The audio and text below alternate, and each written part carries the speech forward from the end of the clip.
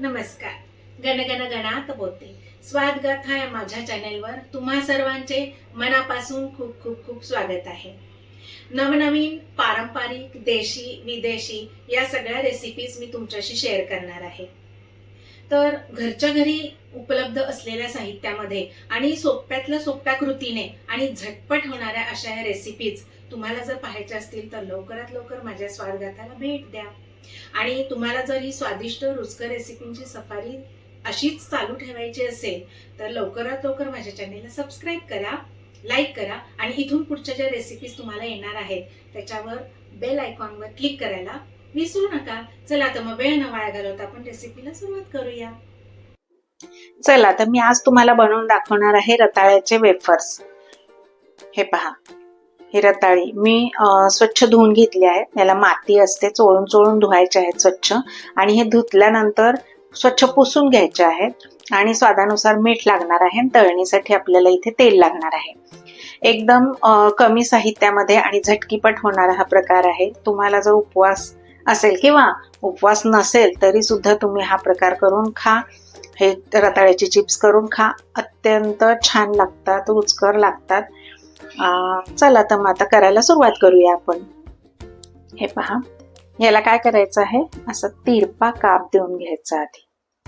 म्हणजे आपले आता हे जाडी कमी आहे ना रताळ्याची, आपले काप जे आहेत, चिप्स जे आहेत ते मोठ्या आकारात पडतील. हा असा घेऊन घ्यायचा आणि अशी खिसणी असते याच्यावर खिसून घ्यायचे आहेत. हे पहा, असे काप पाडून घ्यायचे आपल्याला. काप पातळ पातळ पाडून घ्यायचे आहेत. आणि आता हे सगळे ह्याचे चिप्स पाडून घेते आणि मग तळूया आपण. हे पहा, 2 रताळ्याचे मी काप पाडून घेतले आहेत. अजून माझ्याकडे हे 2 रताळे शिल्लक आहेत. तर मी काय करते, आधी हे पाडलेले काप आहेत हे आपण आधी तळून घेऊया. मंद आचेवर तळायचे आहेत. तळायला थोडासा ह्याला वेळ लागतो आणि याला धुवत वगैरे बसायची काही झंझट नाही आहे, कारण याला काही स्टार्च वगैरे नसतं. त्याच्यामुळे हे आपल्याला डायरेक्ट तेलात टाकून तळायचे आहेत किंवा डायरेक्ट तुम्ही तेलात खिसले तरी चालतील. हे पहा, तेल तापले का पाहूया आपण. तापलेलं आहे. आता मी गॅसची आंच स्लो करते आणि त्याच्यामध्ये हे आपण सगळे टाकून घेऊया.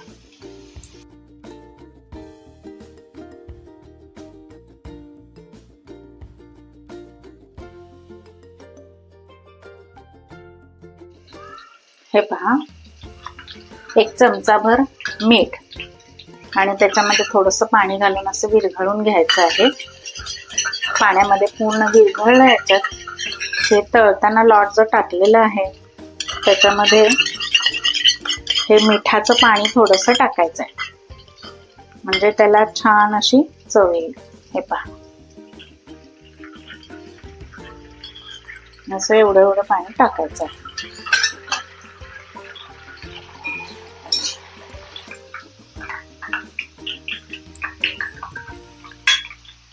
हे जोपर्यंत बुडबुडे दिसत आहेत तोपर्यंत हे आपल्याला तेलामध्ये ठेवायचे आहे. गॅसची आच थोडीच म्हणजे छोटीच ठेवायची आहे. गॅस मोठा नाही करायचा.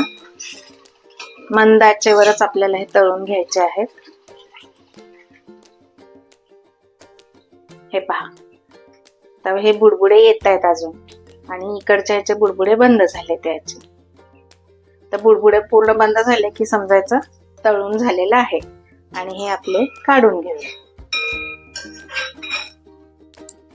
छान कुरकुरीत झाले आहेत. हे पहा, आता मी तेल निथळून घेते. हे पहा, मी आता हे तळून घेते.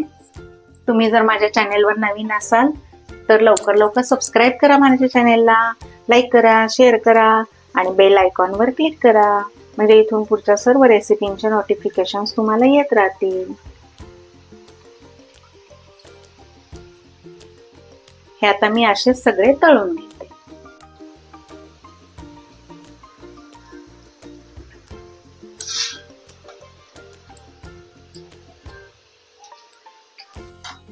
हे पहा, माझे आता हे सगळे चिप्स तळून झालेले आहेत.